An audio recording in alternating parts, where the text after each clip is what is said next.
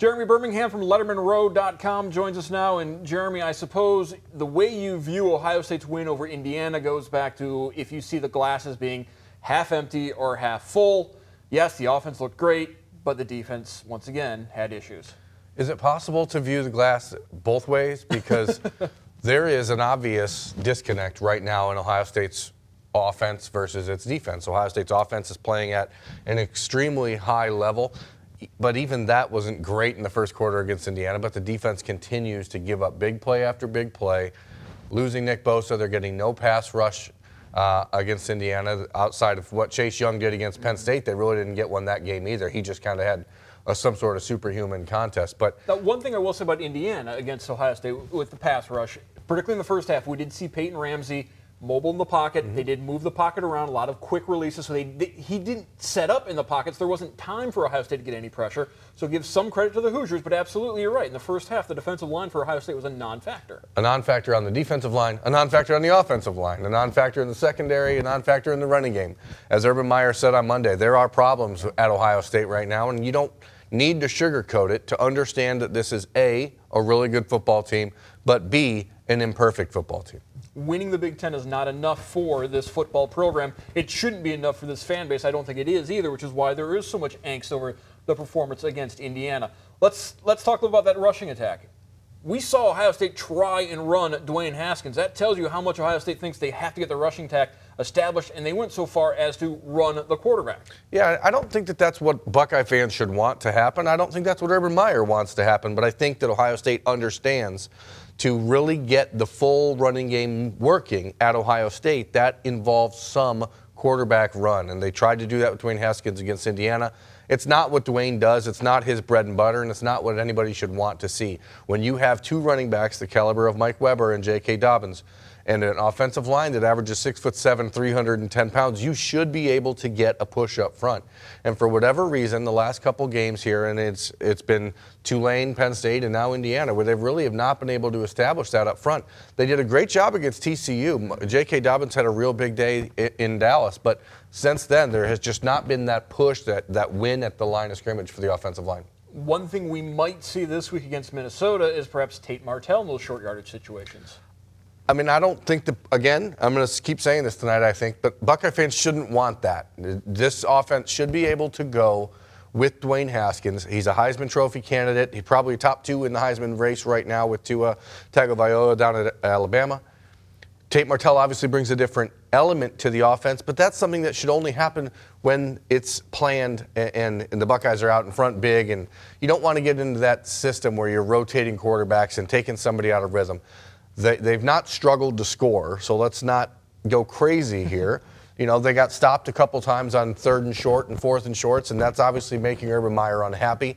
The offensive line is not doing what they need to do, but I don't see this as a situation where they have to have a quarterback run, because in my mind, and from my view on Saturday against Indiana, if you just would have thrown the ball on those 3rd and 1s or 4th and 1s, you probably pick them up every single time, because Dwayne Haskins is so good right now that maybe, and we've seen this down at Alabama, maybe it's time to just start understanding the offense is different. And it doesn't have to work 250 yards passing, 250 yards rushing.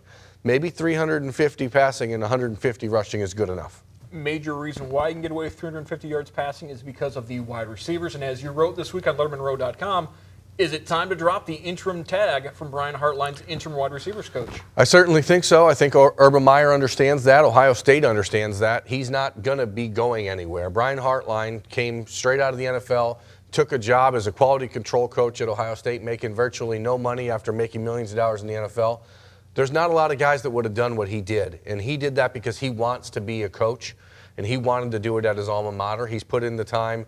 He has stepped up big time for Ohio State in the wake of the Zach Smith and Urban Meyer scandal, and now it's time to just reward the guy and say, hey, go out on the recruiting trail, let all these kids know that we're going to have to replace 5 or 6 receivers in the next 2 years, 6 or 7 maybe. And go out there and replace those guys and replenish that room. And so far, so good for Brian Hartline in that respect, but now he's going to run up against other schools on the recruiting trail telling kids that he's chasing. Well, that kid, he may not be there. He may not be their wide receiver coach, and it's time to lock him in and just end that debate. Speaking of recruiting, a couple of weeks ago, we talked about how it's been a little bit quiet on the recruiting front, but we knew that was going to change. There's been a lot of wild things happening in recruiting over the years. I don't know if we've ever quite seen what has happened this past weekend with Ohio State and the running back out of Indiana.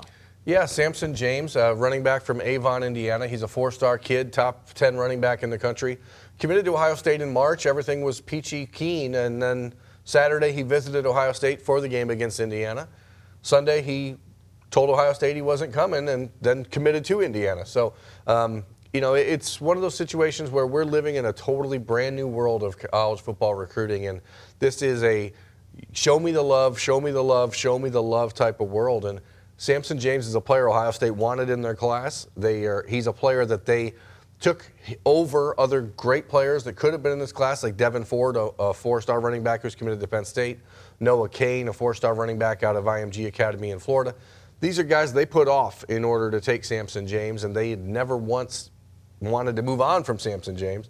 But I guess he wasn't feeling enough attention from Ohio State, and sometimes you just want to stay closer to home and be the hometown hero. And good luck to him moving on, but the Buckeyes will probably replace him with someone better because that's just what Urban Meyer does.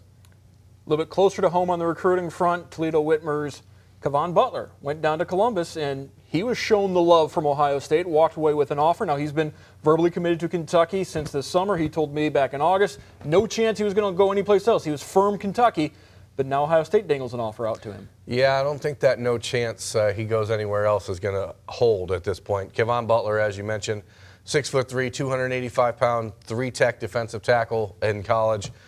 He's played very well for Whitmer. He started to get a lot of attention 2 years ago, but the grades weren't always there, and now he's starting to get that stuff taken care of.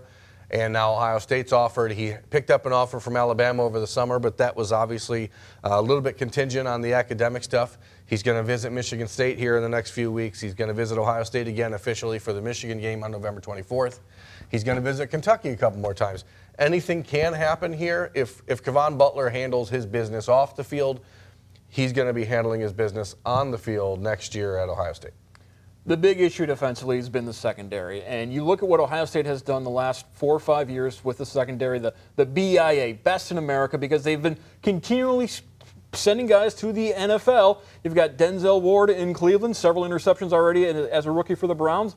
Looks like if Ward can do it, you might have 3 straight Defensive Players of the Year in the NFL from Ohio State with Joey Bosa and then Marshawn Lattimore with the Saints, and now Ward certainly in good position.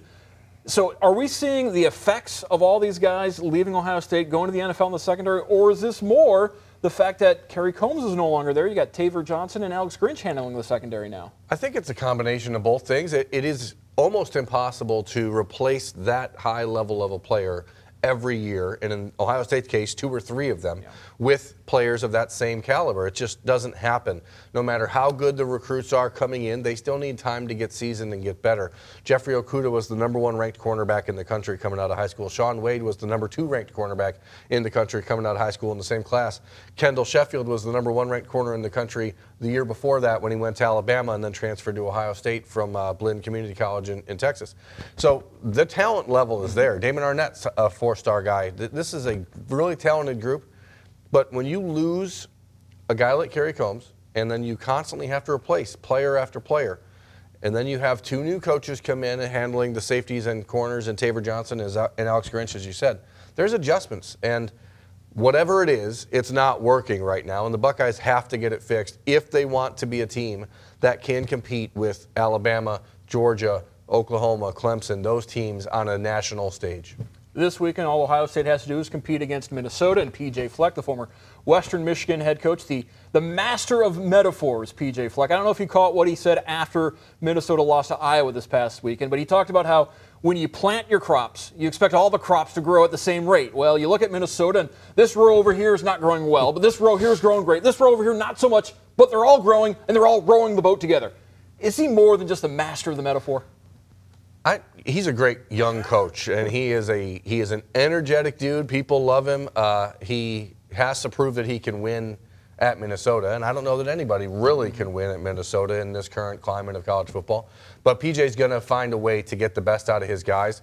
Unfortunately for Minnesota, they're going into Columbus without their best defensive player in Antoine Winfield Jr., And unfortunately for Minnesota, I don't see them as the same type of offense that TCU and Penn State and Tulane and Indiana bring, where they have that mobile quarterback, the dual threat stuff, and the real kind of shifty guys out of the backfield and on the edge. And to me, I don't think they match up really well with Ohio State.